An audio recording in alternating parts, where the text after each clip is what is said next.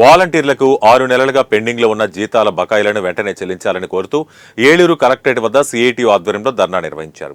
ఈ సందర్భంగా సిఐటియు ఏలూరు జిల్లా కార్యదర్శి లింగరాజు మాట్లాడుతూ గత ప్రభుత్వంలో వాలంటీర్లుగా పనిచేసిన వారికి ప్రస్తుత కూటమి ప్రభుత్వంలో 6 నెలలుగా జీతాలు చెల్లించలేదన్నారు. ఈ సందర్భంగా వాలంటీర్ పృథ్వీరాజ్ మాట్లాడుతూ ఏది ఏమైనప్పటికీ ప్రస్తుత ప్రభుత్వం వాలంటీర్లను ఆదుకుని ఉద్యోగ భద్రత కల్పించాలని డిమాండ్ చేశారు.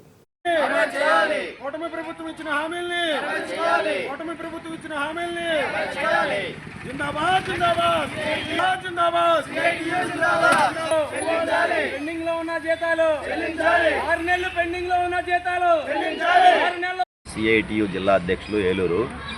ఈరోజు వాలంటీర్లు ఎవరైతే ఉన్నారో గత ప్రభుత్వంలో నియమించినటువంటి లక్షలాది మంది వాలంటీర్లు ఎన్నికల ముందు చంద్రబాబు గారు చాలా స్పష్టంగా ఎన్నికల మేనిఫెస్టోలో పెట్టారు.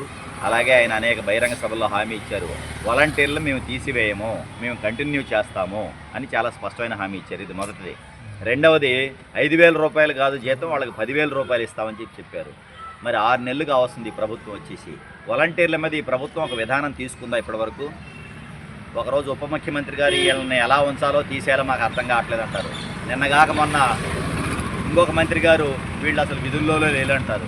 ఇది కన్ఫ్యూజన్ చేయడం తప్ప వేరే కాదు. లక్షలాది మంది వాలంటీర్లు ఈ ప్రభుత్వాన్ని నమ్మి కొంతమంది ఓట్లు వేశారు.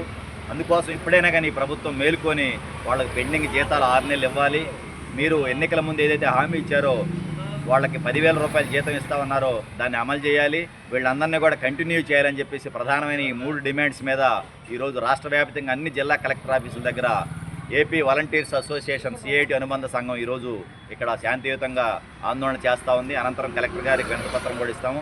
దయచేసి ఈ ప్రభుత్వం